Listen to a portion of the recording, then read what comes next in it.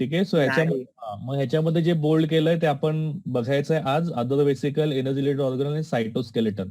So micro bodies हे आपल्या plant animal sale दोघांमध्ये असतात. ते मेम्ब्रेन बाउंड सॅक आहेत, पण ते मायन्यूट आहेत, त्यांचा साईज खूप लहान आहे. एन्झाईम्स कुठले आहेत त्यानुसार त्याचे दोन टाईप आहेत मेजरली. एक आहे स्पिरोझोम आणि एक आहे पॅरोक्सिझोम. स्पिरोझोम जे आहेत ते आपल्याला त्या सेलमध्ये सापडतात, those cell which synthesize and store fats. जसं ऑइल सीड्स जे आहेत, ऑइल सीड्स मध्ये फॅट्स तयार होतात, त्याच्या एंडोस्पर्म मध्ये ते स्टोर होतात. तर ह्याच्याबद्दल अजून एक विशेष गोष्ट जी तुम्ही लक्षात ठेवायची, जी तुमच्या टेक्स्टबुक मध्ये आहे, सीबीएसई मध्ये सुद्धा आहे, की सगळे जे मेम्ब्रेन आहेत, सिंगल असू द्या, डबल मेम्ब्रेन असू द्या, all are made up of phospholipid bilayer. But membrane of spirosome is half unit membrane made up of only one phospholipid bilayer. So एक हेड आणि टेल असलेलं एकच स्ट्रक्चर लाईनशीर असतं. Second is peroxisome. It is also membrane bound vesicle found in liver cell where oxidases and catalases enzyme are present in those vesicle. हे काय करतात, oxidases तुमच्या amino ऍसिडचं युरिक ऍसिडचं कन्व्हर्जन करतं हायड्रोजन पेरॉक्साइड मध्ये. Now hydrogen peroxide is toxic for your cell. That is why catalysis या H2O2 चं ब्रेकडाऊन करतं into water, H2O and oxygen. ठीक आहे. हे आपल्या लिव्हर मध्ये असतात. लिव्हरचे ज्या सेल आहेत, हिपॅटोसाइट्स ज्याला म्हणतात, त्याच्यामध्ये तुम्हाला पेरॉक्सिझोम मोठ्या प्रमाणामध्ये सापडतील, जिकडे अल्कोहोलचं मेटाबॉलिझम केलं जातं. So next is glyoxysome. आणि ग्लायॉक्सिझोम हे जे आहेत ते फॅटी ऍसिडला शुगरमध्ये कन्व्हर्ट करतात जेव्हा तुम्ही फास्टिंगवर असता. हे आपल्यामध्ये झालं अॅनिमल सेलमध्ये. But in case of plant cell you will find glyoxysome in germinating seed. When you sow the seed, ते सीड बघा, त्याला तुम्ही पाणी टाकता किंवा पाऊस पडतो पेरणी केल्यानंतर, मग ते पाणी जे आहे ते त्या सीडच्या एका होल मधून आतमध्ये जातं आणि मग तिकडून रॅडिकल प्लिम्युल काय होतात, डेव्हलप व्हायला चालू होतात. पण जोपर्यंत तुमचा प्लिम्युल म्हणजे हिरवा कोंब वर येत नाही तोपर्यंत फोटोसिंथेसिस चालू होत नाही. मग जोपर्यंत फोटोसिंथेसिस चालू होत नाही तोपर्यंत त्या सीड मध्ये जेवढं फूड काही त्याच्या एंडोस्पर्म मध्ये स्टोअर केलेलं आहे, त्यामुळे तिकडची लाईफ सायकल चालू असते, तिकडचं रेस्पिरेशन चालू असतं आणि जर्मिनेशन साठी एनर्जी मिळते. So where the cells utilize stored fat as a source of sugar till it start photosynthesizing on its own. जोपर्यंत प्रकाश संश्लेषण चालू होत नाही तोपर्यंत त्या बियांमध्ये तुम्हाला ग्लायॉक्सिझोम ऍक्टिव्हेट झालेले दिसतात. ठीक आहे. सो नेक्स्ट इम्पॉर्टंट पॉईंट, इथे तुमचे व्हेसिकल्स संपले. इम्पॉर्टंट व्हेसिकल जे आहेत ते तुमचे संपले. Now you need to see energy related organelle. आणि ह्या डायग्राम मध्ये तुम्हाला इथे क्लोरोप्लास्ट दिसतोय सगळ्यांना, आणि अजून तुम्हाला मायटोकॉन्ड्रिया दिसत असेल कुठेतरी. कुठे आहे mitochondria? This is your mitochondria. So हा प्लांट सेल आहे, ह्याच्यामध्ये तुम्हाला क्लोरोप्लास्ट, मायटोकॉन्ड्रिया दोन्ही दिसतात. In animal cell you can only see mitochondria. So ह्यांचं काम असतं एनर्जी स्टोअर करणं, एनर्जी रिलीज करणं.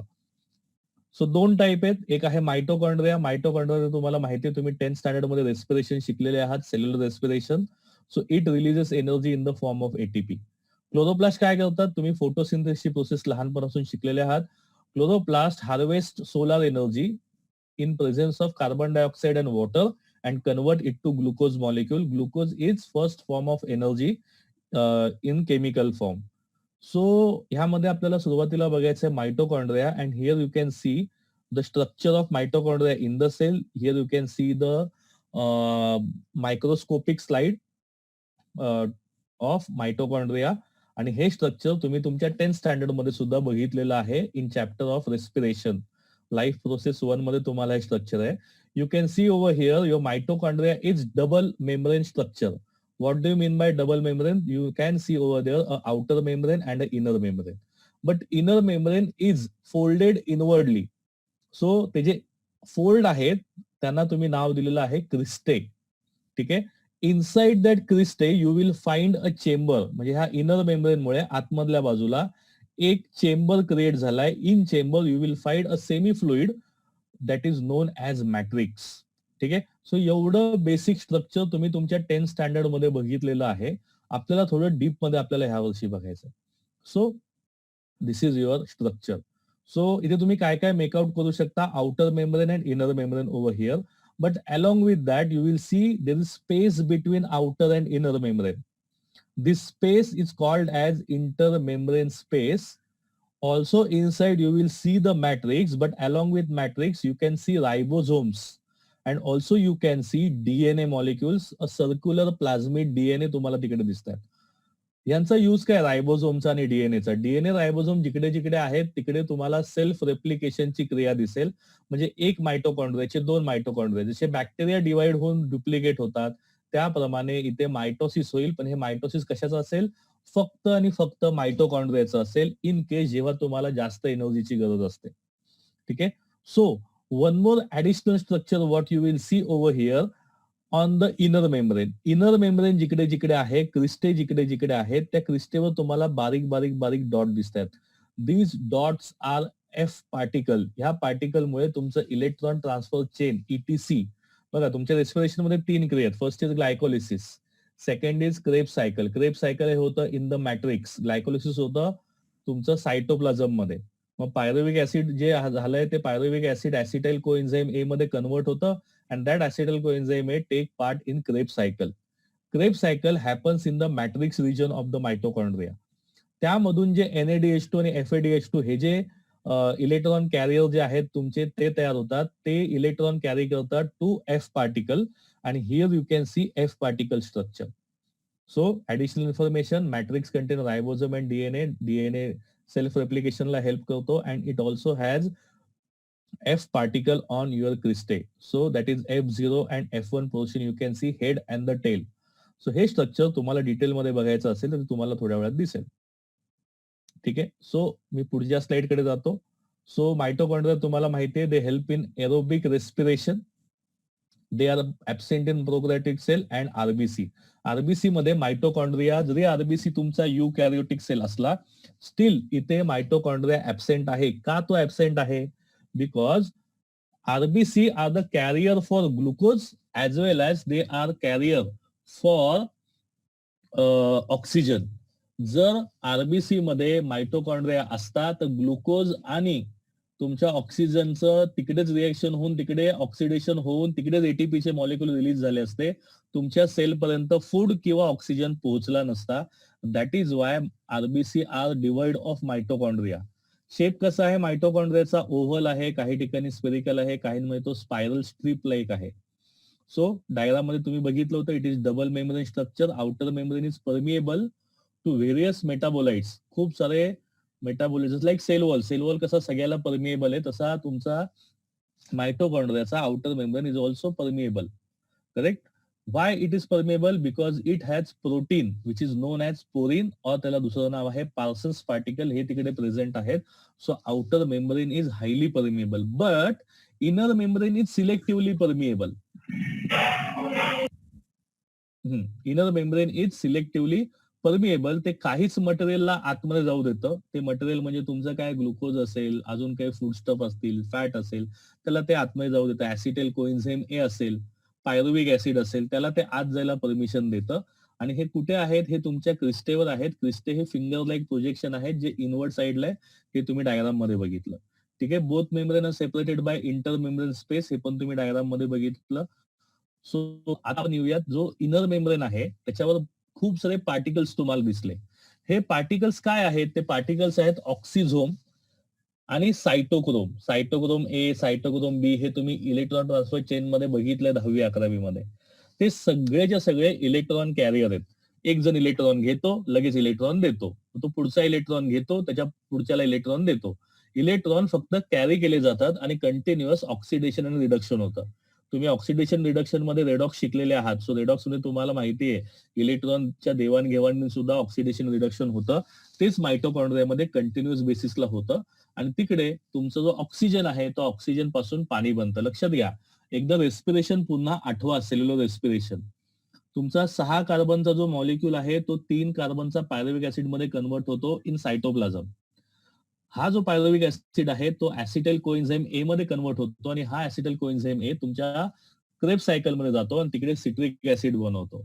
सिट्रिक ऍसिड पासून ऑक्झॅलो ऍसिटेट पर्यंत तो एक सायकल कंप्लीट करतो. पुन्हा ऑक्झॅलो ऍसिटेट आणि ऍसिटाइल कोएन्झाइम ए पुन्हा हे तुमचं सिट्रिक ऍसिड बनवतात. हे सायकल कंप्लीट होत असताना 2 एटीपीचे मॉलिक्यूल रिलीज केले जातात along with the FADH2 and NADH2. These FADH2 and NADH2 are then travel towards the electron transfer chain, आणि ते जिकडे जातात तो असतो तुमचा इनर मेम्ब्रेन, तिकडे असतात तुमचं ऑक्सिझोम.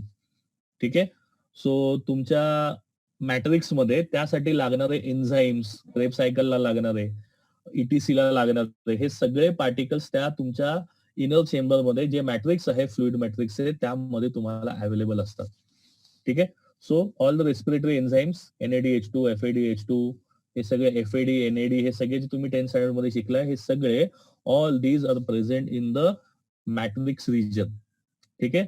सो या इनर मेम्ब्रेनला जे न्यूमरस पार्टिकल्स तुम्ही बघितले, त्याला आपण ऑक्सिझोम म्हणतो. त्याला काही नावं दिलीत बघा. त्याला अशी नावं आहेत, मायटोकॉन्ड्रियल पार्टिकल्स, कोणी नाव दिलं एलिमेंटरी पार्टिकल्स, सायंटिस्टने ज्या शोधलं त्याला फर्नांडेज अँड मोरॉन पार्टिकल्स. ठीक आहे. And lastly, most importantly, F1 and F0 particle. So here you can see the structure in yellow.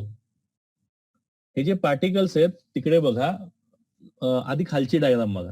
खालच्या डायग्राम मध्ये you can see a outer membrane and this is your inner membrane. आणि हा inner membrane मध्ये हा जो finger like projection तुम्हाला दिसतोय, दिस is your cristae. या दोघांच्या मध्ये पेरी मायटोकॉन्ड्रियल स्पेस किंवा इंटरमिजिएट एक स्पेस आहे दोन्ही मेम्ब्रेनच्या मधला. Okay. So now on this cristae you will find some particles. हे पार्टिकल्स जे आहेत ते कसे अटॅच्ड आहेत बघा. ह्या पार्टिकलचा जो बेस आहे तो क्रिस्टेला आहे, आणि त्याचा जो हेड आहे तो हेड तुमच्या मॅट्रिक्स मध्ये बुडालेला आहे. So these are your F1 particle. हेडला आपण F1 म्हणतो. जो स्टॉक आहे त्याला आपण पेडिसेल किंवा F0 पार्टिकल म्हणतो, आणि हा बेस आहे. सो हे कसं बसलंय बघा तुमच्या डायग्राम मध्ये क्रिस्टेवर. Here you can see the base. माझा कर्सर सगळ्यांना दिसत असेल. हा बेस आहे, हा पेडिसेल आहे, आणि हा तुमचा जो राउंडेड शेप मध्ये बॉल आहे, that is your F1 particle. ठीक आहे. सो ह्याच्या भोवती सगळे तुमचे एन्झाईम्स वगैरे असतील. So each particle consist of head, stalk and foot. Foot किंवा बेस त्याला तुम्ही म्हणू शकता. ठीक आहे.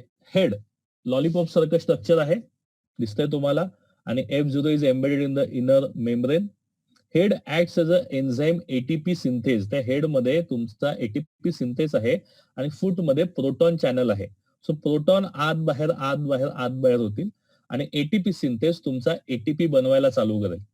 So oxysome are involved in proton pumping and ATP synthesis. हे तुम्ही तुमच्या रेस्पिरेशन चॅप्टर मध्ये शिकलेले आहात. आय गेस आपल्या 11th रेस्पिरेशन चॅप्टर आपण शिकलोय, त्यामध्ये तुम्हाला हे स्ट्रक्चर होतं. सो इथपर्यंत मायटोकॉन्ड्रिया सगळ्यांना कळालं. मायटोकॉन्ड्रिया मध्ये काय अडलेलं आहे? If you have understood everything, please raise hand. We can move to the oxysomes. नाही, we can move to the plastid.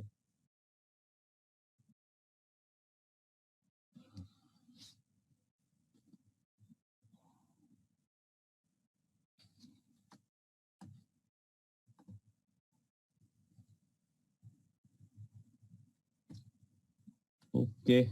भोईटेला काही ते समजलं नाही वाटतं. भोईटेचा हात वर नाहीये, साक्षीचा हात वर नाहीये. काही डाऊट आहे? साक्षी? अरे देवा, कुकड्या आल्या.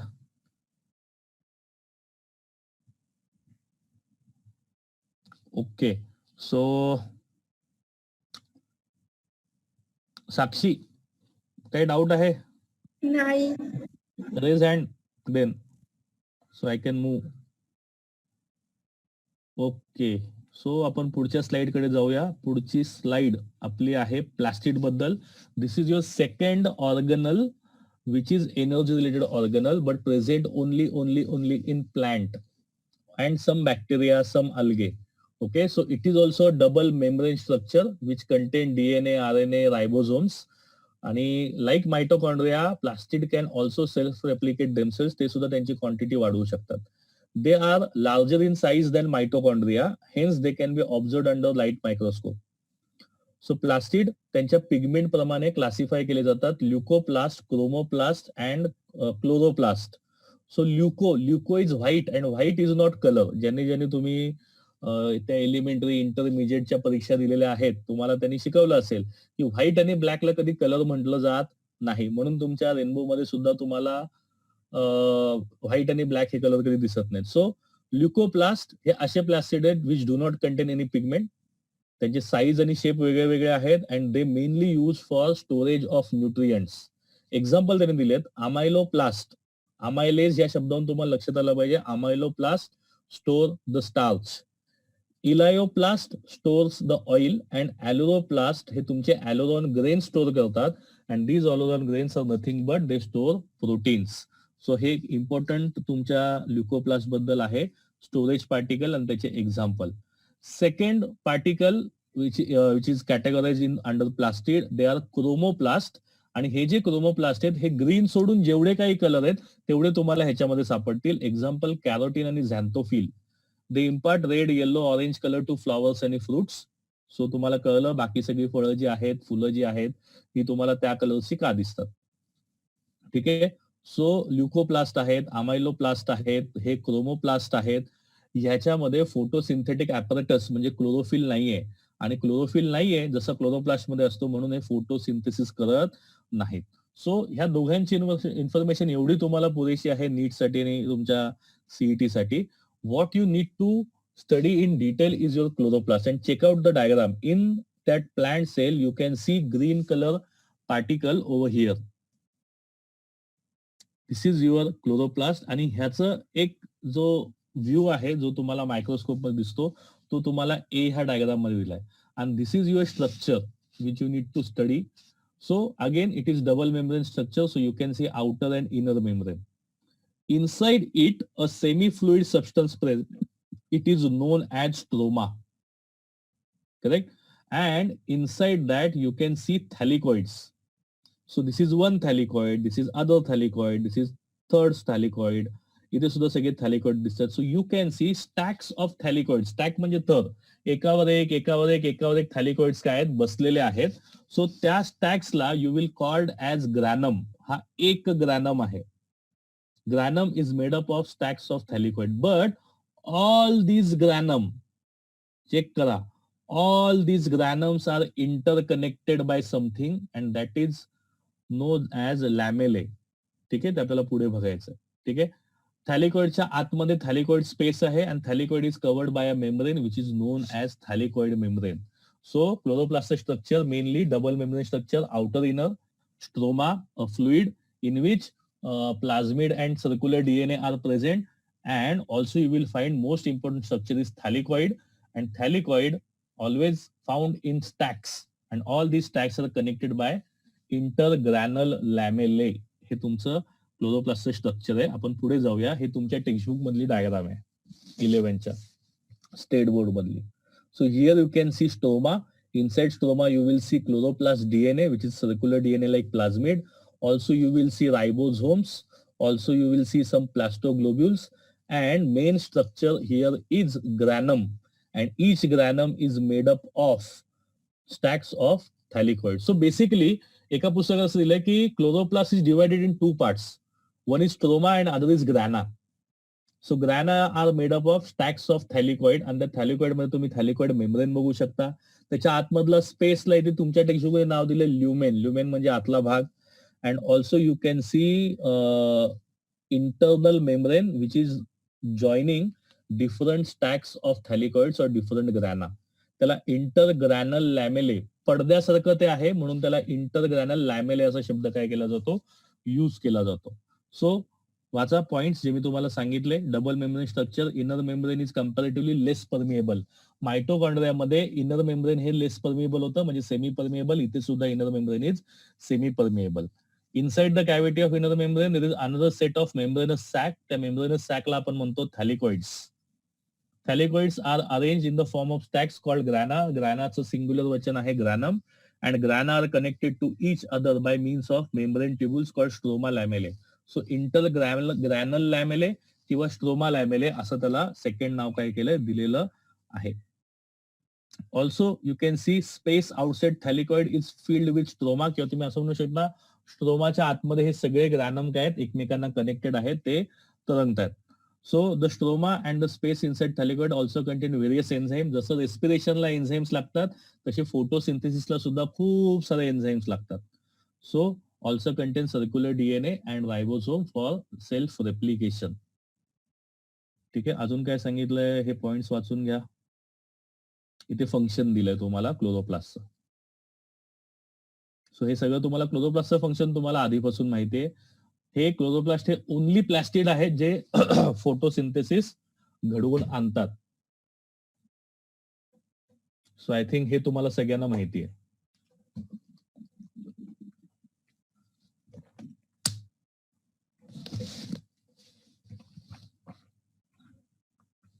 सो इथपर्यंत काय अडलंय क्लोरोप्लास्ट मध्ये?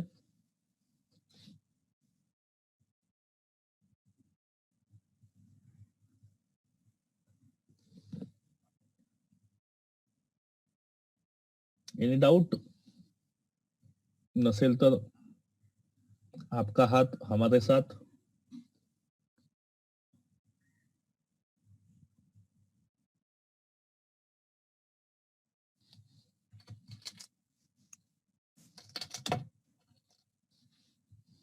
ओके, चलो आगे चलते. सो आपला पुढचा पॉइंट आहे आणि हा पॉइंट आपण कधीच शिकलेलो नाही आहोत. तो आहे सायटोस्केलेटन. ज्याप्रमाणे आपल्याला ह्युमन स्केलेटन आहे आणि त्यामुळे आपल्याला एक स्पेसिफिक शेप मिळतो आपल्या बॉडीला, तसं ह्या सेलचा जो एक स्पेसिफिक शेप आहे, कोणत्याही सेलला शेप आहेत बघा, हे सगळे शेप आहेत, हे शेप कोणामुळे आहेत? हे सायटोस्केलेटनमुळे आहेत. सो सायटोस्केलेटन मध्ये आपण काय बघतो? आपण बघतो सायटोस्केलेटन हे 3 मेजर मॅक्रोमॉलिक्युल फायबर्सने बनलेलं आहे. हे फायबर कोणते कोणते आहेत? पहिला आहे मायक्रोफिलामेंट, आणि microfilament is made up of actin. Actin नावाच्या प्रोटीनने मायक्रोफिलामेंट बनलेला आहे. Second, what you will see is intermediate filament, and intermediate filament is made up of fibrous proteins. Lastly you will see microtubules. Microtubules is made up of protein, त्याचं नाव आहे ट्युब्युलिन. नीट सगळ्यांनी हे लक्ष देऊन ऐका. Cytoskeleton is made up of 3 types of macromolecular fibres, आणि फायबरची 3 नाव आहेत: microfilament, intermediate filament and microtubules. Microfilament is made up of protein actin, intermediate is made up of fibrous protein, and microtubules are made up of tubulin protein. ठीक आहे. So हे 3 जे तुमचे fibres आहेत हे एकमेकांशी असेंबल होतात किंवा डिसेंबल होतात, जशी त्या सेलच्या स्ट्रक्चरची आवश्यकता असेल तसं. सो ही 3 नावं लक्षात ठेवा. ही 3 नावं मी थोडीशी डिटेलमध्ये घेणार आहे. तुमच्या पुस्तकामध्ये याचा उल्लेख एवढाच आहे, पण थोडं डिटेलमध्ये आपण बघूया. इथे तुम्हाला स्ट्रक्चर दिसतंय की ऍक्टिनचा मॉलिक्यूल कसा आहे आणि ते कशामध्ये तुम्हाला मेजरली दिसतं. चारा तुम्ही बघितलेला आहे, त्यामध्ये तुम्हाला दिसतं. जे आता 11वीला आले, तुम्ही 9वी मध्ये स्पायरोगॅरा सोबत तुम्ही चारा बघितलेला होता. Second is fibrous sub unit. ते तुम्हाला कसे दिसतात बघा, स्पिंडल हे केलेत, वेटोळे घातलेले आहेत, आणि हे तुम्हाला मोरामध्ये दिसून येतात त्याच्या पिसांमध्ये. ठीक आहे. लास्ट इज ट्युब्युलिन फायबर, आणि हे तुम्हाला खॅमेलियॉन तुम्ही त्याला जे नाव देता त्याच्यामध्ये तुम्हाला हे दिसून येतात. ठीक आहे. सो तिघांचे स्ट्रक्चर्स तुम्हाला इथे दिसत आहेत. हे स्ट्रक्चर थोडेसे आपण एक एक डिटेलमध्ये बघूया. पहिला आपल्याला बघायचं आहे ऍक्टिन फिलामेंट, की जेव्हा आपण त्याला मायक्रो फिलामेंट सुद्धा म्हणतो. So it is thin but twisted Perl necklace. मागची डायग्राम बघा, मोत्याची माळ आहे आणि 2 मोत्याच्या माळा एकमेकांना ट्विस्टेड केल्यात, असे तुम्हाला ऍक्टिन सब युनिट काय होतात? दिसतात. ठीक आहे. हे प्लाझ्मा मेम्ब्रेनच्या खाली असतात. They maintain cell shape and support microvilli in intestinal cell. ह्याचं जे लोकेशन आहे ते तुमच्या इंटेस्टाइन मध्ये आहे. इंटेस्टाइन मध्ये तुमच्या मायक्रोव्हिलाय असतात जे ऍब्झॉर्प्शन साठी हेल्प करतात तुम्हाला. सो यांचं फंक्शन बघा काय. इंट्रासेल्युलर ट्रॅफिक कंट्रोल, म्हणजे तुम्ही जर डायजेशन नीट शिकलेले आहात, त्यातलं तुम्हाला जर इंटेस्टिनल मध्ये मायक्रोव्हिलाय माहिती असतील, तर मायक्रोव्हिलायच्या इथे microvilli will act as a barrier. म्हणजे रस्त्यामध्ये जर पोलिसांना गाड्या चेक करायच्या असतील तर पोलीस रस्ता मोकळा नाही ठेवत, तो त्याचा ट्रॅफिक स्मूथ करायला ते बॅरिगेट्स असे झिगझॅग लाईन मध्ये बॅरिगेट्स लावतात. सो एक बॅरिगेट इकडे, एक बॅरिगेट, सो गाडी अशी तुमची झिगझॅग लाईन मध्ये जाऊ शकते आणि तुमचा वेग कमी होतो. सो त्या असंच स्ट्रक्चर आहे मायक्रोव्हिलायचं. ते ऍक्टिन फिलामेंटमुळे आहे, आणि त्यामुळे जे स्टफ तुमचं त्या सेलच्या भोवती फिरतंय, म्हणजे फूड स्टफ जे फिरतंय त्याची मुवमेंट स्लो होते. जेवढा कॉन्टॅक्ट टाइम वाढेल तेवढं ऍब्झॉर्प्शन विल बी मॅक्झिमम. ठीक आहे. Also they will help in cytoplasmic streaming. सायटोप्लाझमने आतल्या आत कसं मूव्ह करायचंय हे सुद्धा तुमचं ऍक्टिन फिलामेंट ठरवतात. ह्याचं मेजर फंक्शन तुम्हाला दिसेल सुडोपोडियामध्ये, ज्या अमिबा सेल आहेत त्याच्यामध्ये सुडोपोडियामुळे त्यांची मुवमेंट होते, त्यामध्ये तुम्हाला मेजरली ऍक्टिन फिलामेंट दिसून येतात. So next we need to see fibrous sub unit. 7 जणांना काही अडलंय का? 7 जणांनी हात वर केलाय, काही विचारायचंय? जर नाही तर please lower your hand, so confusion create नाही होणार. So second is intermediate filament, जे तुमच्या फायबरस पासून बनलेले आहेत. सो इंटरमिजिएट नाव का दिलंय? तुमचे जे ऍक्टिन फिलामेंट आहेत पहिले आणि जे मायक्रोट्युब्युल आहेत त्या दोघांच्या मधला साईज आहे ह्याचा. So it is called as intermediate filament.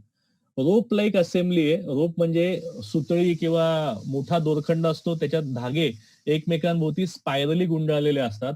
असं स्ट्रक्चर तुमच्याकडे मोराचं पीस असेल तर त्यातल्या केसांना सुद्धा तुम्हाला दिसतं. सो त्यांचा साईज, नेचर सगळा व्हेरी असतो. टिश्यू टू टिश्यू तो व्हेरी होतो, टाइम टू टाइम तो व्हेरी होतो. महत्वाचं function, they support nuclear envelope. म्हणजे सेल मेम्ब्रेनचं जे स्ट्रक्चर आहे तिथे नाही, न्यूक्लिअर मेम्ब्रेन जिकडे आहे तिकडे ते हेल्प करतात. Also cell to cell junction जिकडे आहे, म्हणजे स्किन ला जो सेल जे आहेत, म्हणजे तुमचे जे स्किनच्या इथले टिश्यू आहेत त्यांना ते एकमेकांना जॉईंट कडक पकडून ठेवतात. So this is your fibrous sub unit. Then you need to see tubulin dimer. Tubulin dimer मध्ये तुम्ही बघताय तुम्हाला स्ट्रक्चर कसं दिसतंय. हे स्ट्रक्चर तुम्ही कुठेतरी बघितलंय, टोबॅको मोझॅक व्हायरसचं स्ट्रक्चर तुम्ही बघितलेलं आहे. 11च्या पहिल्या जो पार्ट आहे तुमचा क्लासिफिकेशन, तिकडे तुम्हाला हे ट्युब्युलिन डायमर सारखं टीएमव्हीचं स्ट्रक्चर दिसतं. ह्याच्यामध्ये बघा तुम्हाला मोत्याची माळ दिसते, पण ती मोत्याची माळ एक बघाभोवती अशी स्पायरली काय केली आहे, अरेंज केलेली आहे. So hollow cylinder made up of 2 globular protein. ह्याच्यामध्ये 2 ग्लोब्युलर प्रोटीन आहेत. One is alpha tubulin, other is beta tubulin. हे जे पेअरिंग आहे, ह्या पेअरिंगला अजून एक नाव आहे dimer. And dimers then arrange themselves in tubular spiral of 13 dimer around. म्हणजे तुम्हाला 13 ठिकाणी वेटोळे तुम्हाला ह्याच्यामध्ये दिसतील मायक्रोस्कोपिक स्लाइड मध्ये. ठीक आहे. हे तुमच्या 2 प्रोटीन सोबत इंटरॅक्ट करतात. एक डायनिन आहे आणि एक कायनेसिन आहे. या दोघांमुळे तुमचे जे सेलच्या आतमधले ऑर्गनल्स आहेत त्यांची मुवमेंट घडून येते. ठीक आहे. सो ह्याबद्दल एक व्हिडिओ आहे, तो व्हिडिओ बघा आणि मग इन केस जर काही तुम्हाला डाऊट असेल यू कॅन आस्क मी. सगळ्यांना व्हिडिओची स्लाइड दिसते? प्रशांत? हो, दिसते.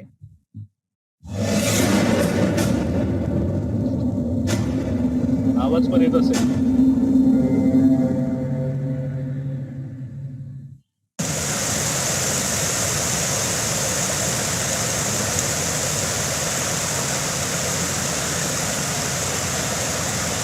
The cytoskeleton is a network of protein fibers that determines the shape of cells without cell walls, provides for the movement of cells, provides for the structural support and movement of organelles within the cell, and provides the framework for moving and separating chromosomes during cell division.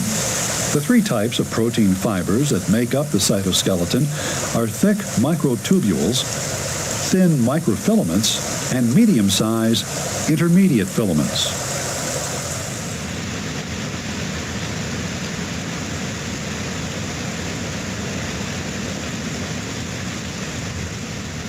Microtubules are hollow tubes assembled from subunits made out of the protein tubulin. Subunits not forming microtubules are dissolved and scattered throughout the cytoplasm. As subunits are readily available, microtubules can be assembled and disassembled as required by the cell. Subunits are assembled into microtubules by microtubule organizing centers found at various locations within the cell. All eukaryotic cells have a microtubule organizing center near the nucleus, called the centrosome. During cell division, the centrosome produces a football-shaped array of microtubules called the spindle apparatus that separates chromosomes and divides them between the 2 new daughter cells. In animal cells, a pair of organelles called centrioles are located by or in the centrosome. Centrioles are short, barrel-shaped rings with 9 microtubule triplets forming their outer edge. As a cell prepares to divide, the centrioles are duplicated, and one pair moves to each daughter cell. In cells that have structures called cilia and flagella, the centrioles multiply and move to the surface of the cell where they become anchored just beneath the plasma membrane, forming basal bodies. 10 pairs of microtubules grow out of each basal body.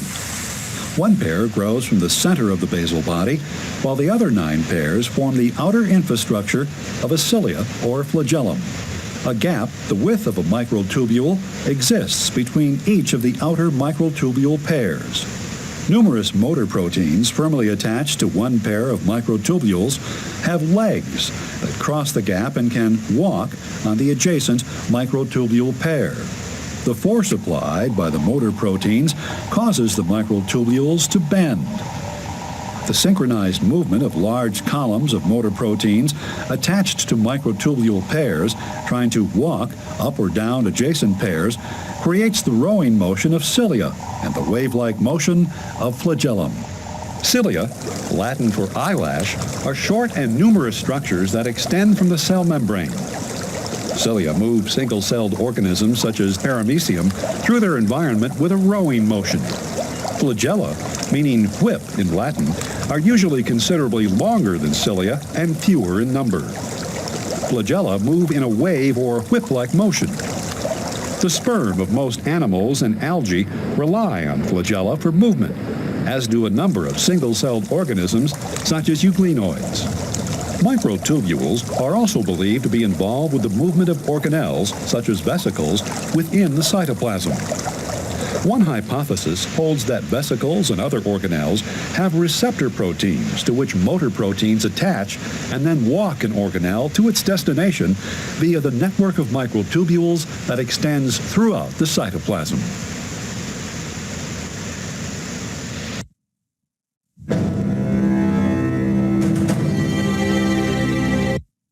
Okay, so आपण जे मागच्या स्लाइडला बघितलं ह्यांनी थोडं मागचं आणि थोडं पुढचं असं दोन्ही सांगितलेलं आहे. सो हे जे 3 फिलामेंट आहेत, आपण जरा मागच्या स्लाइड कडे जाऊया. So actin filament, fibrous intermediate filament आणि मायक्रोट्युब्यूल हे जे 3 फिलामेंट आहेत ते as and when required assemble आणि डिसेंबल होतात. हे आपण त्या स्लाइड मध्ये बघितलं. ह्यातलं तुमच्या ओळखीची एक गोष्ट आहे, ती तुमच्या ओळखीची गोष्ट म्हणजे सेल डिव्हिजन. आणि सेल डिव्हिजन मायटोसिस असू दे किंवा मिओसिस असू दे, ते स्टार्ट केव्हा होतं सेलमध्ये ते जर बघायचं असेल तर तुम्हाला न्यूक्लियसच्या वरच्या बाजूला सेंट्रिओल दिसतात आणि ते सेंट्रिओल एक नॉर्थ पोलला आणि एक साऊथ पोलला आलेला असतो आणि ते एकमेकांसोबत काटकोनामध्ये असतात. आणि त्याच्यातून स्पिंडल फायबर खालून पूर्ण तुमचा जो क्रोमोझोम आहे त्याच्या सेंटर पर्यंत काही येऊन अटॅच होतात आणि काही end to end spindle fibre attach होतात. ते सगळे तुमचे सायटोस्केलेटन मुळे तयार होणारे स्ट्रक्चर्स आहेत. सो हे असं नाही की तुम्ही आधी शिकलेले नाही आहात, फक्त तुम्हाला ह्या अँगलने ते माहीत नव्हतं. सो त्या व्हिडिओमध्ये तुम्हाला डिटेल इन्फॉर्मेशन सांगितली. सायटोस्केलेटनच्या ह्या 3 प्रकारच्या फायबर्समुळे जे फिलामेंट्स आहेत त्यामुळे तुमचे सिलिया आणि फ्लॅजेला तयार होतात, जे तुम्हाला मायक्रो ऑर्गॅनिझम मध्ये दिसतात. फ्लॅजेला हा तुम्हाला स्पर्म सेलमध्ये, ह्युमन मेल स्पर्म मध्ये सुद्धा तुम्हाला फ्लॅजेला दिसतो. सो हे स्ट्रक्चर सिलिया हे तुमच्या इंटेस्टिनल वॉल मध्ये सिलिया आहेत, तुमच्या नाकामध्ये जे केस आहेत ते पण सिलिएटिक स्ट्रक्चर आहेत. सो हे सगळे तुम्हाला ह्या ट्युब्युल्समुळे तयार झालेले दिसतात. सो ते आपल्याला पुन्हा डिटेलमध्ये ह्याच लेक्चरला बघायचे आहेत. एक बघायचे सिलिया फ्लॅजेला आणि आपल्याला बघायचे सेंट्रिओल आणि सेंट्रोझोम. ठीक आहे. सो व्हिडिओमध्ये काही डाऊट आहे कोणाला किंवा आतापर्यंत जे शिकलात त्याच्यात काही डाऊट आहे? या 3 स्लाइड तेवढ्यासाठी महत्वाचे आहेत तर तुम्हाला पुढचे भाग कळतील. ठीक आहे. सो जर तुम्हाला इथपर्यंत कळालेला असेल तर ठीक आहे. काही डाऊट असेल तर तुमच्या पार्किंग लॉट मध्ये तुम्ही वहीमध्ये मेन्शन करून घ्या. You can ask me the question. ठीक आहे. मी मधून मधून पण तुम्हाला वेळ देतो आहे. ओके, जायचं पुढे.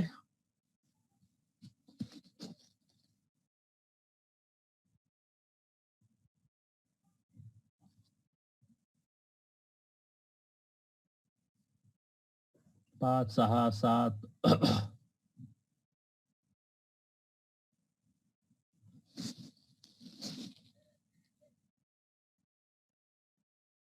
22.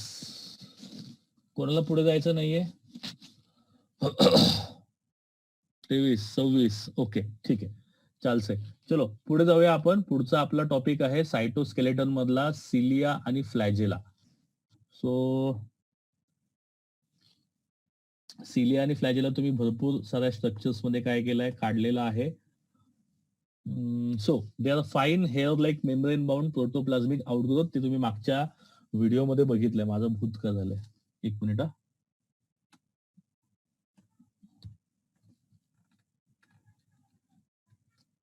ओके. सो कुठल्याही प्लाझ्मा मेम्ब्रेन वरून, अरे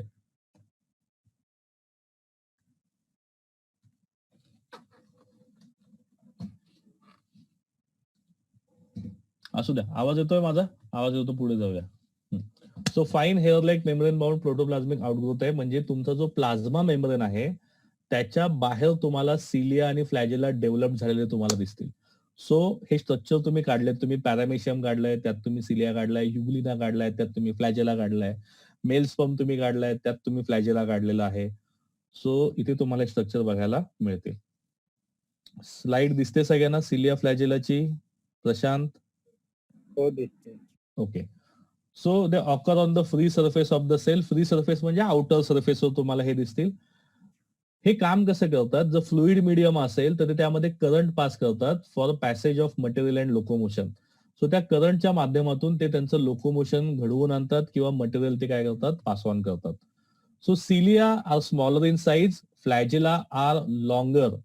सिलिया साईज कमी आहे, पण डायग्राम काढताना तुम्ही खूप सारे सिलिया काढता, पण फ्लॅजेला हे लॉंगर असतात आणि ह्याचं एक फ्लॅजेला किंवा 2 फ्लॅजेला, मल्टी फ्लॅजेलेट, बाय फ्लॅजेलेट एवढे स्ट्रक्चर तुम्ही काढता कुठल्याही सेलला. So cilia acts as a ores. Ores म्हणजे वल्ले. वल्ले माहिती आहेत तुम्हाला काय असतात? नांदेडकर, वाल्ले म्हणजे काय? वाल्लेकर नाही, वल्ले म्हणजे काय? बोट सारखं. बोट सारखं नाही, बोट मध्ये जे असतात ना मागे असे खेचायचे, पाणी तुम्ही मागे ढकलता आणि मग तुमची बोट पुढे जाते, ठीक आहे, त्याला वल्ले असं म्हणतात. सो सिलिया तसेच काम करतात. आता सिलिया हे त्या ऑर्गॅनिझमला आहेत जे वॉटरमध्ये असतात. सो ते पाणी मागे मागे मागे मागे ढकलतात, ठीक आहे. जसं तुम्ही पोहताना तुमच्या हाताने पाणी मागे ढकलता, हाताने, त्याप्रमाणे सिलिया पाणी मागे ढकलतात आणि त्यामुळे तो ऑर्गॅनिझम पुढे पुढे पुढे पुढे जातो. फ्लॅजेला जे आहेत ते फ्लॅजेला तुमचे डिफरंट आहेत तुमच्या सिलियापेक्षा, आणि प्रोकॅरियोटिक बॅक्टेरियाचा फ्लॅजेला आणि युकॅरियोटिक बॅक्टेरियाचा फ्लॅजेला ह्याच्यात सुद्धा स्ट्रक्चरली डिफरन्स आहे, ठीक आहे. So check out this structure. Cilia फ्लॅजेलाचं स्ट्रक्चर ऑलमोस्ट सिमिलर आहे. सो लक्षात घ्या, ही बेझल बॉडी आहे, म्हणजे हा इकडे तुमचा प्लाझ्मा मेम्ब्रेन आहे. त्या प्लाझ्मा मेम्ब्रेन मध्ये ही बेझल बॉडी अटॅच आहे. तुम्ही मगाशी व्हिडिओमध्ये बघितलं की ते सेंट्रिऑल येतात येतात येतात प्लाझ्मा मेम्ब्रेन पर्यंत. प्लाझ्मा मेम्ब्रेनच्या इथे ते अटॅच होतात आणि तिथून बाहेर एक बॉडी बाहेर काढतात, त्याला तुम्ही एक्झोनिम असं म्हणता. आता जो तुमचा सेल मेम्ब्रेन आहे त्याच्या आतमध्ये जी बेझल बॉडी आहे, त्यामुळे तुमच्या सिलियाला किंवा फ्लॅजेलाला एक अशी पकड मिळते, ते त्या मेम्ब्रेनला कायम अटॅच होतात. आणि वरच्या बाजूला तुम्हाला एक्झोनिम नावाचा मधला पार्ट दिसतो. या एक्झोनिमच्या भोवती हे जे कव्हर आहे, या कव्हरला तुम्ही म्हणता शीथ. आता जर मी बेझल बॉडी इकडे कट केली तर मला हे स्ट्रक्चर मिळतं, आणि इफ जर मी एक्झोनिम कट केला तर मला हे स्ट्रक्चर दिसतं. तिघांनी रेज हँड केलं, काय डाऊट आहे? स्लाइड दिसते प्रशांत? हो दिसते. जयेशला काय डाऊट आहे? नो दादा. हात खाली कर ना बाळा.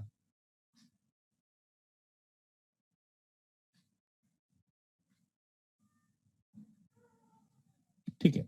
सो स्ट्रक्चर तुम्हाला बघून कळालेलं आहे काय आहे. सेल मेम्ब्रेन मध्ये ज्या भागाने, म्हणजे थोडक्यात एका झाडाला रूट कसे असतात तसं आपल्या सिलिया फ्लॅजेलाला एक बेझल बॉडी आहे. बेझल बॉडीच्या वर शाफ्ट आहे, शाफ्ट मध्ये आतमधल्या बाजूला एक्झोनिम, आणि त्याचं कव्हर, त्याला त्यांनी फ्लॅजेलर मेम्ब्रेन म्हटलंय, त्याला आपल्या पुस्तकामध्ये त्यांनी म्हटलेलं आहे sheath.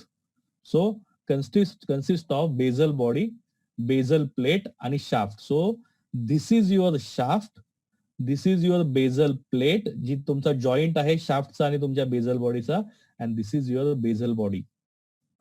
So basal body is place in the outer part of cytoplasm derived from centriole, जे तुम्ही मागच्या व्हिडिओमध्ये बघितलं. या बेझल बॉडीला तुम्ही ट्रान्सफर सेक्शन घेतला तर तुम्हाला दिसेल 9 पेरिफेरल ट्रिप्लेट फायब्रिल्स.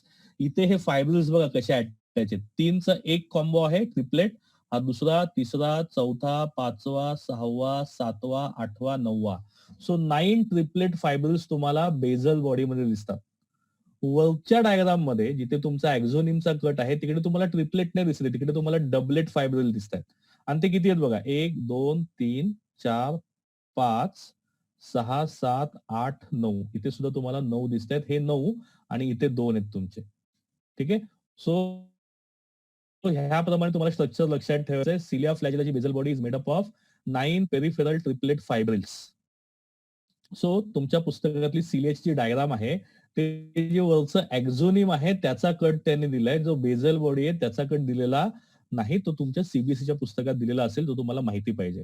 सो शाफ्ट म्हणजे वरची शेंडी. ठीक आहे. सो ही वरची शेंडी जी आहे त्याला आपण म्हणतो एक्सपोज पार्ट ऑफ सिलिया आणि फ्लॅजेला, जो बाहेरच्या वातावरणाला एक्सपोज आहे. Consist of 2 parts. One is sheath, sheath म्हणजे cover, that is flagellar membrane or ciliar membrane, and second is exonym. So sheath is covering of cilia and flagella. जो core आहे मधला part आहे that is known as axoneme made up of 11 fibril. तुम्हाला 11 फायब्रिल दिसतात. हे 11 फायब्रिल कोणते कोणते आहेत? इथून चालू करूया. हा, किंवा इथून चालू करूया 12 वाजल्यापासून. 1 2 3 4 5 6 7 8 9. हे 9 झाले.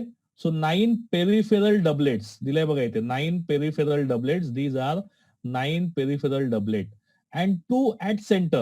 These 2 at center. So हे 2 single central fibril आहेत. So 9 plus 2 is 11 fibril structure. ठीक आहे. आता हे सगळं जे सेंट्रल ट्युब्युल्स जे आहेत तुमच्या, या सेंट्रल ट्युब्युल कव्हर केलेल्या आहेत एका सेंट्रल शीथने. सो डायग्राम मध्ये तुम्हाला काय काय दिसतंय बघा. तुम्हाला आतमधल्या बाजूला एक इनर शीथ दिसते. ठीक आहे. आणि बाहेरच्या बाजूला तुम्हाला एक शीथ दिसते वेगळी, त्याला तुम्ही म्हटलंय प्लाझ्मा मेम्ब्रेन किंवा फ्लॅजेलर मेम्ब्रेन, किंवा तुम्ही त्याला शीथ असं म्हणता. ठीक आहे. आता हे जे सगळे फायब्रिल्स आहेत हे एकमेकांना अटॅच्ड आहेत का? पहिली गोष्ट, हे सगळे एकमेकांना पॅरलल आहेत. ठीक आहे. सो इथे तुम्हाला लक्षात येईल की हे एका चाकासारखं दिसतंय, की मधला जो पार्ट आहे तो सेंट्रल मायक्रोट्युब्युल आहे, तो ह्या प्रत्येक एका पेरिफेरल डबलेट सोबत जोडला गेलेला आहे. आणि तो ज्याने जोडला गेलेला आहे त्याला म्हणतात रेडियल स्पोक्स. ज्याप्रमाणे आपल्या सायकलचं चाक असतं त्याच्यात तारा असतात ना, ज्या सेंटरला आणि सर्कम्फरन्सला जोडतात, त्याला आपण स्पोक्स असं म्हणतो. So here you can see presence of radial spokes.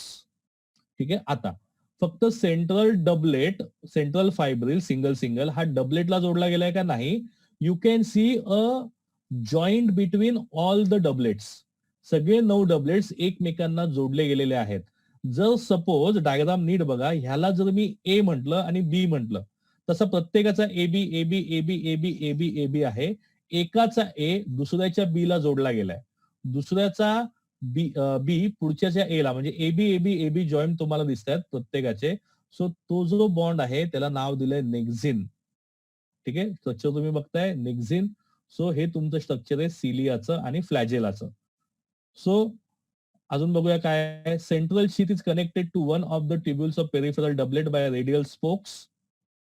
Central tubules are connected to each other by bridges. Central tube इथे बघा, इथे एक त्यांनी डायग्राम मध्ये नाव नाही दिलं. हे जे 2 सेंट्रल ट्युब्युल आहेत यांच्यामध्ये तुम्हाला जॉईंट दिसतोय, त्याला ब्रिज असं म्हणायचं, central bridge. Then peripheral doublet are connected to each other through linker or inter doublet bridge. हा जो नेक्झिन आहे हा इंटर डबलेट म्हणजे 2 डबलेटच्या मधला ब्रिज आहे, ज्याला तुमच्या डायग्राम मध्ये नेक्झिन असं नाव दिलंय. ठीक आहे. सो सगळ्यांना ही डायग्राम क्लिअर आहे? ऍब्सोल्युटली. ही तुमच्या टेक्स्टबुक मध्ये, दोन्ही टेक्स्टबुक मध्ये डायग्राम आहे आणि ह्याच्यावर तुम्हाला खूप सारे क्वेश्चन येतात नीट मध्ये. इफ येस देन जर काही अडलं असेल तर पुन्हा एकदा ही डायग्राम बघा. फ्लॅजेलाची डायग्राम आहे, म्हणजे स्पेसिफिकली मी फ्लॅजेलासाठी हे एक्झाम्पल आणलंय. तुम्हाला जो इथे दिसतोय हा ह्युमन मेल स्पर्म आहे, हेड आहे, ट्रंक आहे आणि टेल आहे. सो ही जी टेल आहे, हा टेल म्हणजे तुमचा फ्लॅजेला आहे. यातला एक जो पार्ट आहे तो मोठा केलाय आणि हा मोठा पार्ट बघा इथे वरच्या बाजूला तुम्हाला कसा दिसतोय. इथे you can C over here 9 doublets at periphery. So इथून चालू करूया. 1 2 3 4 5 6 7 8 9. They are attached to a doublet at the center by radial spokes and at the center you can see single tubules. Okay, त्याचं structure इकडे तुम्हाला दिलंय. Outer microtubule doublet, radial spokes, central microtubule singles and dynein on side arms. ते मगाशी आपण जे मागच्या diagram मध्ये जे हे बघितले, हे जे ब्लू कलरचे पिसारे फुललेले तुम्हाला दिसत आहेत, तुरे तुम्हाला दिसत आहेत, ते तुमचे आहेत डायनिन. ठीक आहे. सो हे डायनिन बघा इथे तुम्हाला दिसत आहेत, इथे पण दिसत आहेत तुम्हाला डायनिन, इथे सुद्धा तुम्हाला डायनिन दिसत आहेत. ठीक आहे. सो इथे तुम्हाला एक प्रेझेन्स दाखवलं. The side arms of each doublet compose of dynein a motor molecule. ATP दिला तर in presence of ATP dynein side arms reach out to their neighbour and bending occur. त्यांची जी हालचाल आहे त्या हालचालीसाठी त्यांना एटीपी खर्च करावे लागतात. जी बेझल बॉडी आहे, ती बेझल बॉडीचे स्ट्रक्चर बघा त्यांनी तुम्हाला इथे दिलंय. बेझल बॉडी मध्ये तुम्हाला ट्रिपलेट दिसतात. 1 2 3 4 इथून चालू करूया. 1 2 3 4 5 6 7 8 9 9 तुमचे काय आहेत, ट्रिपलेट आहेत. आणि सेंटरला एकच तुमचा ट्युब्यूल आहे, सेंट्रल मायक्रोट्युब्यूल. इथे सुद्धा रेडियल स्पोक्स आहेत. आणि तुमच्या लक्षात येत आहे की हे सगळे एकमेकांना पॅरलल आहेत. हे जे 9+2 अरेंजमेंट आहे, हे सगळे पोल्स एकमेकांना काय आहेत, पॅरलल आहेत. हे तुम्हाला काय होतंय, दिसत आहे. सो आता स्ट्रक्चर क्लिअर आहे का तुम्हाला? If yes, please raise hand. If no, then ask me the doubts.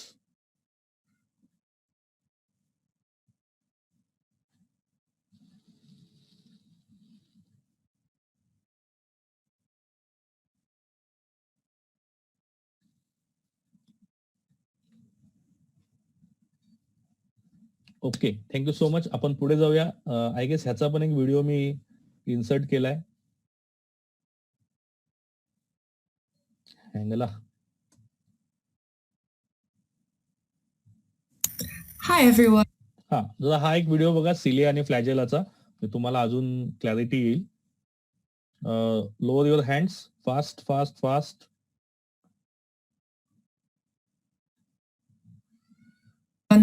This video is about cilia and flagella. Cilia and flagella are structures found on the outsides of cells. So if you look at these diagrams over here, we've got cilia around the outside of this cell and a flagellum sticking off the outside of this cell. For both cilia and flagella, their function Vedika काही doubt आहे? नाही.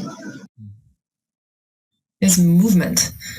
And they share the same basic structure, which is a ring of microtubules wrapped in membrane. So in this diagram here, you can see those greenish things are the microtubules, and there's a ring of them. They're arranged in a ring like this, and the whole thing is wrapped in a layer of membrane. So this beige layer here shows that membrane. And you can see in the diagram that those microtubules are arranged in pairs as you go around in the ring here. And the way that the movement occurs is that the pairs of microtubules slide back and forth next to each other, and that ends up creating movement.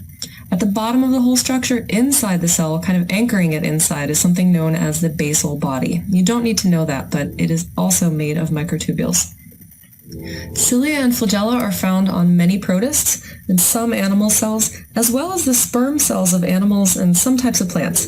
But in general, we're going to assume that plants do not have cilia or flagella. So let's take a closer look at each one. We'll start with cilia. So cilia are numerous short hair-like structures on the outside of a cell. Here in this diagram, you can see all those little fuzzy structures around the edges. And here in a picture of an actual cell, this is a protist called paramecium, you can just barely see all these tiny little hair-like structures around the edges of the cell that are making it look a little bit fuzzy. The way that cilia work is by waving back and forth, kind of like this. So if you imagine all these hundreds or even thousands of tiny little hair-like structures all waving back and forth on the outside of a cell, it's almost like rowers on a boat. So if you imagine all of these individual rowers, each with their oar, and they're all rowing at the same time, they're going to move that boat pretty quickly wherever it needs to go. Another example of cilia can be found in your own body on the cells that are lining your respiratory tract. So if we could zoom in on your windpipe and take a close look at the cells in there, each of these pink blobs is a cell, And those cells all have some cilia on the inside lining your windpipe. Under a scanning electron microscope, they'd look kind of like this, all these tiny little hair-like structures. And these cells lining your respiratory tract secrete a thin layer of mucus. I've shown it here in blue. And every time you inhale, you bring in not only the air, but also all the stuff that's in it. So dust and pollen and bacteria and viruses, all sorts of stuff. And what happens is those all get stuck in this thin layer of mucus on your cells. So maybe something like that, all these little dots showing those things getting stuck. Now, if that were to just stay there, it would get clogged really fast and you'd end up with all sorts of junk in your respiratory tract. But we don't want that. So what these cilia do is they're constantly moving, they're constantly sweeping this mucus upwards to get rid of that stuff that's stuck in it. And then as that mucus gets swept away, the cells will make new, fresh mucus so that you can breathe clearly again and continue to be protected from all these things that are coming in from the air. So let's take a closer look now at flagella. So here is a cell with a flagellum on it, and flagella are one or a few longer whip-like structures. And the word flagellum actually comes from the Latin word for whip. So they're on the outside of the cell. They look almost like a tail or several tails, depending on how many flagella there are. Here's another example. This is a photosynthetic protist. You can see some of its little green chloroplasts there, and it has a single flagellum down on this end. It's a little bit difficult to see because it's not quite in focus, but there it is.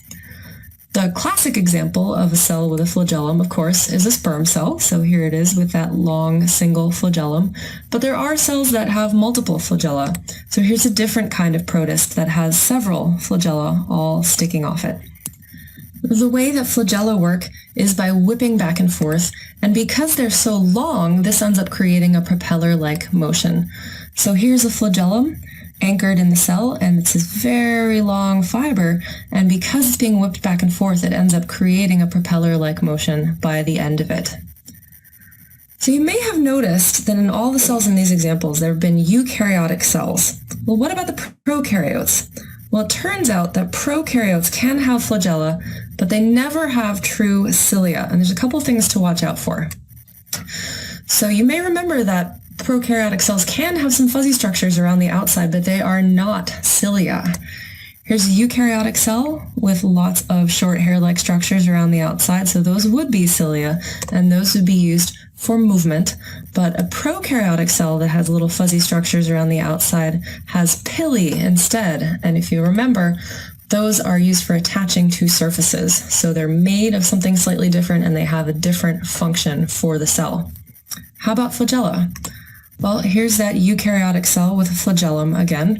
And here's a prokaryotic cell. You can see it also has some flagella, and this one also happens to have some pili. They are used for the same thing. They're used for motion in both the eukaryote and the prokaryote, but they're not quite the same. They have slightly different structures and they move in slightly different ways as well. If you take a look at this diagram down here, the prokaryotic flagellum works by spinning around.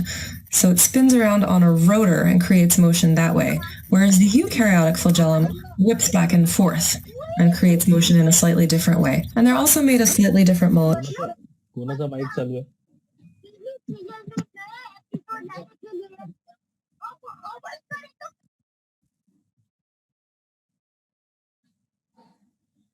Nandedkar, काय झालं रे? दादा mic का चालू केला? नाही, माझं नव्हतं चालू.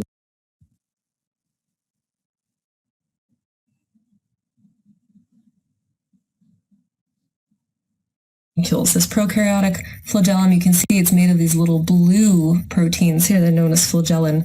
And the eukaryotic one you've already learned is made of these long microtubule fibers. Rishikesh Jadhav, एक लेक्चर घ्यायला ना इथे अजून 2 जण बसलेली आहेत. इथं तुम्ही कधीतरी उगवता लेक्चरला.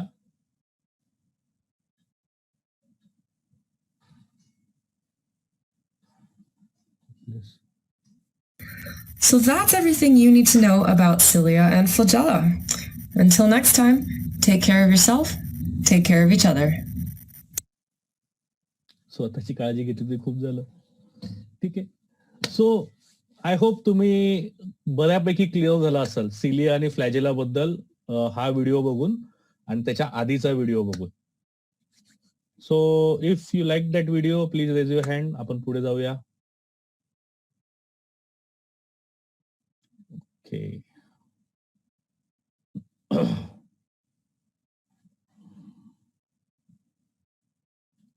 जर काही डाऊट असेल तर तुम्ही लिहून ठेवा, नाही तुम्ही मला विचारू शकता. पुढे जाऊया. जो आपला शेवटचा पार्ट आहे ह्या चॅप्टरचा दॅट इज सेंट्रिओल आणि सेंट्रोझोम्स हा आपल्याला भाग बघायचा आहे. सेंट्रिओल्स आपण सेल डिव्हिजन मध्ये बघितलेले आहेत. सेंट्रिओल्स दिसायला लागतात तेव्हा समजायचं मायटोसिस किंवा मिओसिस आता चालू होणार आहे. And you can see the structure of these centrioles. हे स्ट्रक्चर कुठे आहे? हे स्ट्रक्चर कायम न्यूक्लियसच्या जवळ असतं, कारण your cell division always start with the division of nuclear membrane. आणि न्यूक्लिअर मेम्ब्रेनला तुम्ही म्हणता कॅरिओकायनेसिस. आणि तुमचा न्यूक्लिओ जे तुमचे क्रोमॅटिन फायबर्स आहेत ते बटरफ्लाय शेप मध्ये यायला चालू होतात. कंडेन्सेशन त्यांचं चालू होतं.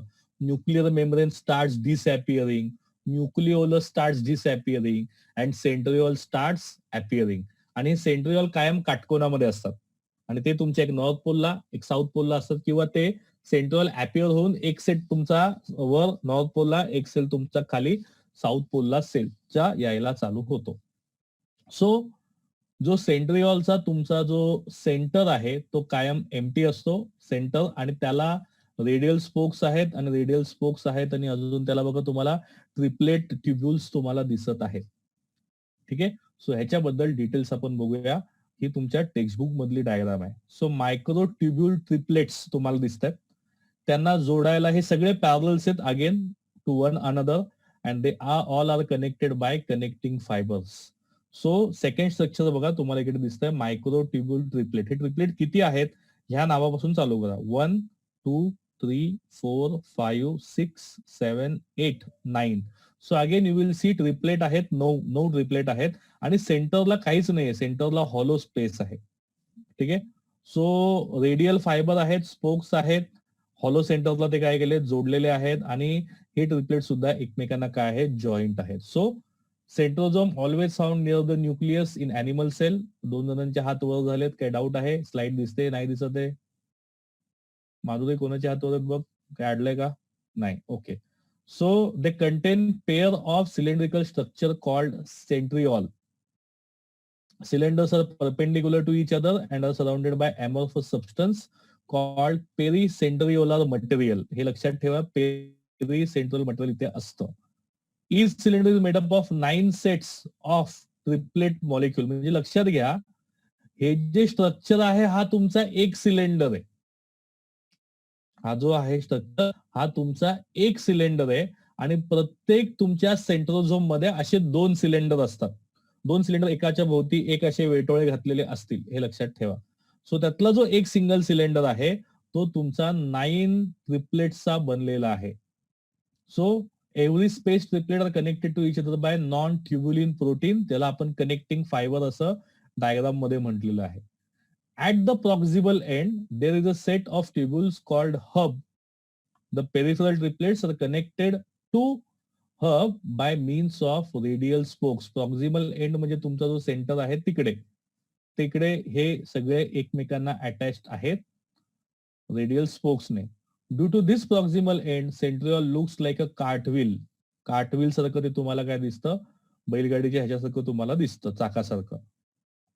So centrosome help in assembly of spindle apparatus in cell division. जे तुम्हाला खूप चांगल्या पद्धतीने माहिती आहे स्पिंडल ॲपरेटस काय असतं. स्पिंडल ॲपरेटसचे जे स्पिंडल फायबर्स आहेत they will attach centriole to centriole, one attachment. Second, they will attach the center part of chromosome to south pole and north pole centrioles.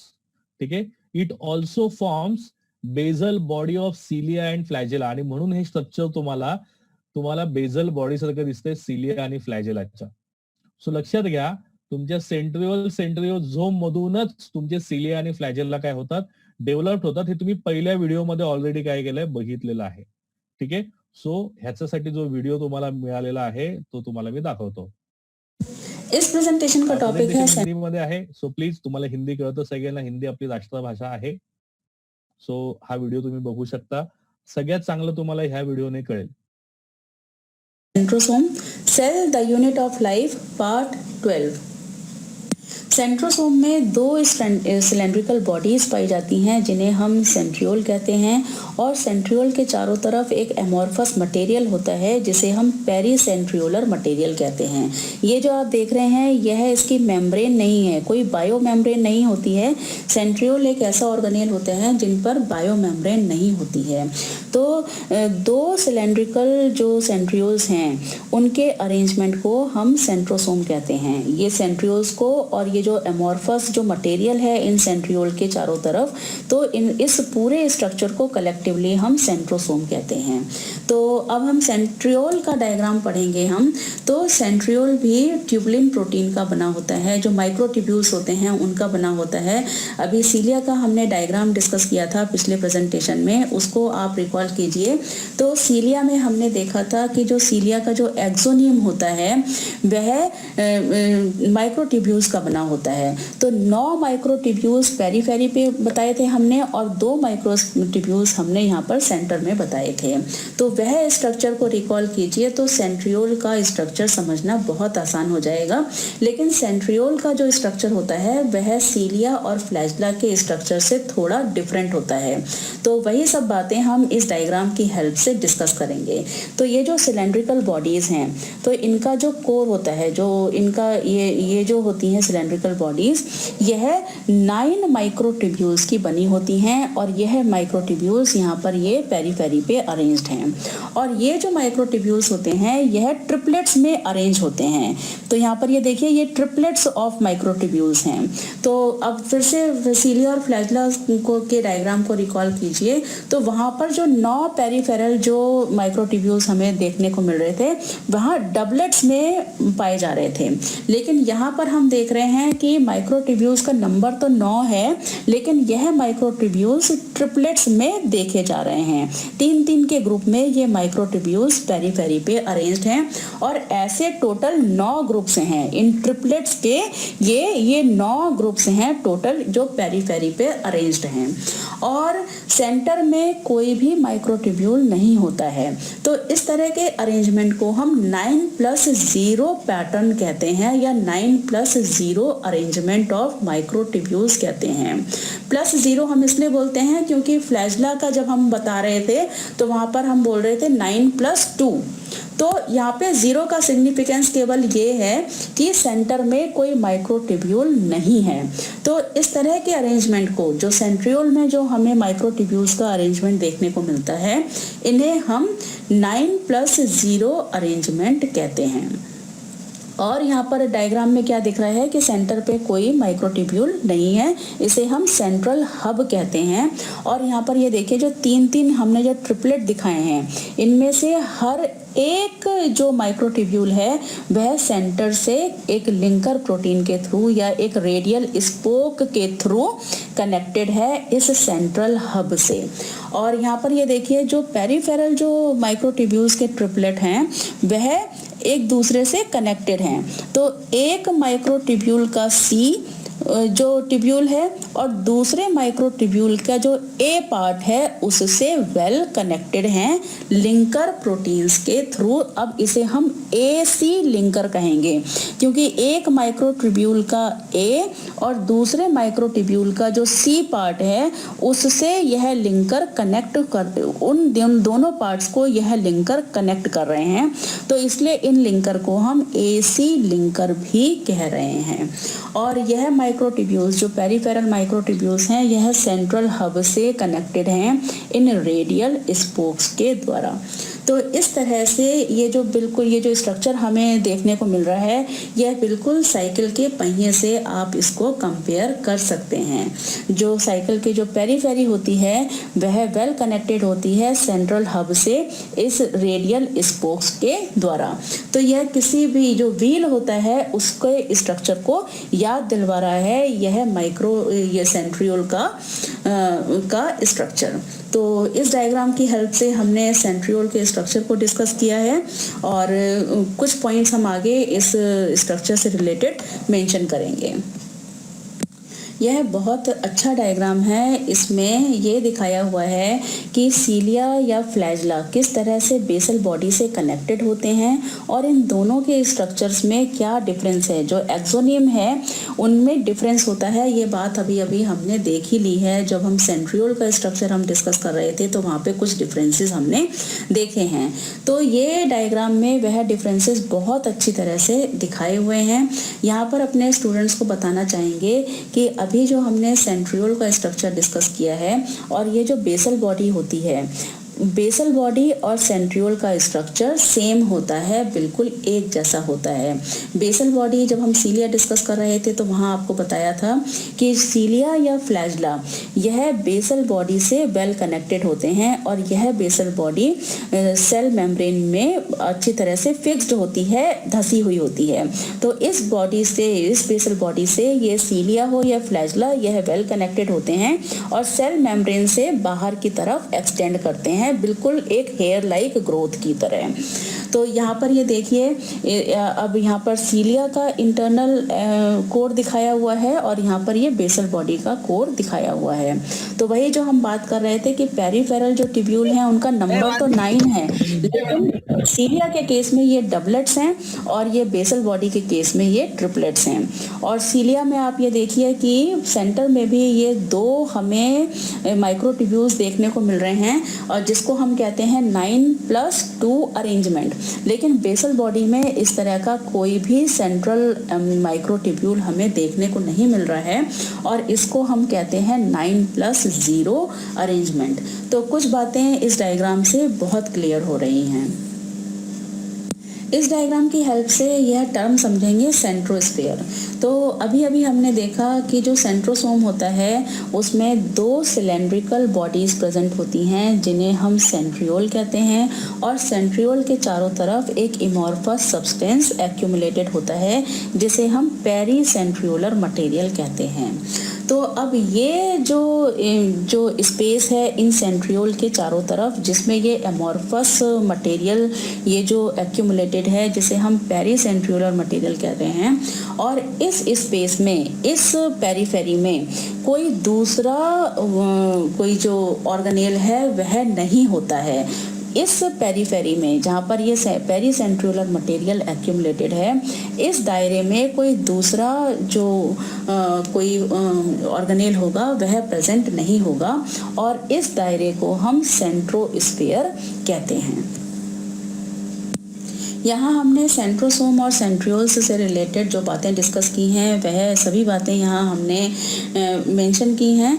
और यहाँ एक पॉइंट यहाँ बताना चाहेंगे कि सेंट्रोसोम में हमने 2 सेंट्रियोल दिखाए, तो यहाँ पर ये लिखा हुआ है पॉइंट कि दोनों सेंट्रियोल एक दूसरे के परपेंडिकुलर लाई करते हैं। यह शायद आपने डायग्राम में भी देखा होगा कि जो 2 सेंट्रियोल्स हैं वह एक दूसरे के परपेंडिकुलर 90 डिग्री पर अलाइन होते हैं और बाकी सारे पॉइंट्स हम डिस्कस कर चुके हैं।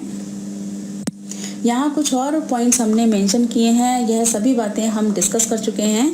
ये एक पॉइंट हम बताना चाहेंगे कि सेल डिवीज़न के पहले यह सेंट्रियोल डुप्लीकेट करते हैं। जो सेंट्रियोल्स हैं यह अपने डुप्लीकेट करते हैं, एक एक कॉपी अपनी और बनाते हैं और यह डिवाइडिंग सेल के दोनों पोल्स पर अरेंज हो जाते हैं और इन सेंट्रियोल्स के चारों तरफ फिर स्पिंडल्स बनते हैं और यह स्पिंडल्स क्रोमोसोम के मूवमेंट में बहुत इंपॉर्टेंट रोल प्ले करते हैं। जब हम सेल डिवीजन पढ़ेंगे उस चैप्टर में इस पॉइंट को डिटेल में डिस्कस करेंगे। यहाँ हमने सेंट्रियोल के कुछ फंक्शन बताए हैं। तो सेंट्रियोल बेसल बॉडी बनाता है सीलिया और फ्लैजला की, तो ये पॉइंट तो हम डिस्कस कर चुके हैं। स्पिंडल फाइबर्स ऑर्गेनाइज करता है, ये भी पॉइंट डिस्कस हो गया है। तो यहाँ पे ये जो आखिरी पॉइंट है इसे डिस्कस करते हैं कि जो स्पर्म होता है तो उसमें 2 सेंट्रियोल पाए जाते हैं स्पर्म में। आगे एक डायग्राम की हेल्प से हम डिस्कस करेंगे। तो स्पर्म में 2 सेंट्रियोल पाए जाते हैं, तो उनमें से एक सेंट्रियोल आगे की तरफ अरेंज होता है और एक पीछे की तरफ अरेंज होता है। तो पीछे की तरफ जो अरेंज होता है सेंट्रियोल उसे हम डिस्टल सेंट्रियोल कहते हैं और इस डिस्टल सेंट्रियोल से स्पर्म का जो फ्लैजला होता है उसका एक्सियल फिलामेंट इमर्ज होता है। आगे डायग्राम की हेल्प से इस पॉइंट को हम क्लियर करेंगे। यहाँ स्पर्म का डायग्राम दिखाया हुआ है, तो ये इस पोजीशन पे सेंट्रियोल्स अरेंज होते हैं। 2 सेंट्रियोल पाए जाते हैं स्पर्म में, और ये देखिए आप, ये दोनों सेंट्रियोल न्यूक्लियस से क्लोजली एसोसिएटेड हैं। जो स्पर्म का ये जो न्यूक्लियस है उससे बहुत क्लोजली एसोसिएटेड हैं यह सेंट्रियोल। अब इसका ये जो मैग्नीफाइड डायग्राम हमने यहाँ पर दिखाया हुआ है, तो यहाँ पर ये देखिए, ये प्रॉक्सिमल सेंट्रियोल है जो आगे की तरफ प्रेजेंट है, और यह डिस्टल सेंट्रियोल है जो पीछे की तरफ प्रेजेंट है। तो ये जो स्पर्म होता है यह न्यूक्लियस डोनेट करता है ओवम को फर्टिलाइजेशन के दौरान। तो ये ओवम को न्यूक्लियस देने के साथ साथ ये प्रॉक्सिमल सेंट्रियोल भी डोनेट करता है। ये एक इम्पॉर्टेंट पॉइंट हमने यहाँ पर मेंशन किया है। किसी कंपटीशन की तैयारी कर रहे हैं तो यह पॉइंट बहुत इम्पॉर्टेंट है। स्पर्म ओवम को केवल न्यूक्लियस डोनेट नहीं करता है, न्यूक्लियस के साथ साथ यह अपना प्रॉक्सिमल सेंट्रियोल भी ओवम को देता है, क्योंकि ओवम के पास अपना सेंट्रियोल नहीं होता है। और यही सेंट्रियोल अब ओवम में स्पिंडल, क्योंकि अब जब ओवम फर्टिलाइज हो जाएगा तो अब इसमें बहुत तेजी से सेल डिवीजन होंगे, as a result embryo develop होगा। तो ओवम में अपना सेंट्रियोल नहीं होता है, तो यह न्यूक्लियस अपना ये प्रॉक्सिमल सेंट्रियोल, स्पर्म अपना ये प्रॉक्सिमल सेंट्रियोल ओवम को डोनेट करता है। और यहाँ पर ये देखिए, जो डिस्टल सेंट्रियोल है जो पीछे की तरफ है, तो यहाँ पर ये देखिए, अब ये डिस्टल सेंट्रियोल से ये फिलामेंट इमर्ज हो रहा है, और यह फिलामेंट अब इस स्पर्म का फ्लैजलम बना रहा है। सो आय होप तुम्हाला सेंट्रियोल सेंट्रोझोम बद्दल माहिती मिळाली असेल. थोडं एक्स्ट्रा पण नॉलेज त्यांनी तुम्हाला दिलंय. सो ते आपल्याला रिप्रोडक्शन चॅप्टर मध्ये आपल्याला येईल. सेल डिव्हिजन चॅप्टर मध्ये पुन्हा आपल्याला ते डिटेल मध्ये काय करायचंय बघायचं आहे. काही लोकांना सगळं कळालं असेल, काही लोकांना फक्त यह वह तेच कळालेलं असेल. सो आय होप ज्यांना सगळं कळालंय please raise your hand.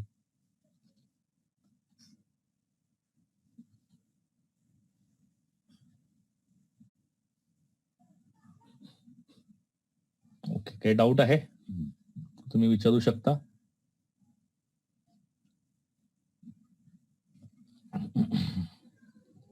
So I guess आपला 11वी मध्ये हा पॉइंट राहिला होता शेवटचा ह्या चॅप्टरचा.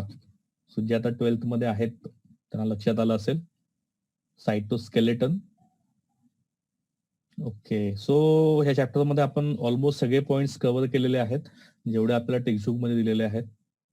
Okay, so if you have any questions then you can ask me right away or please lower your hands.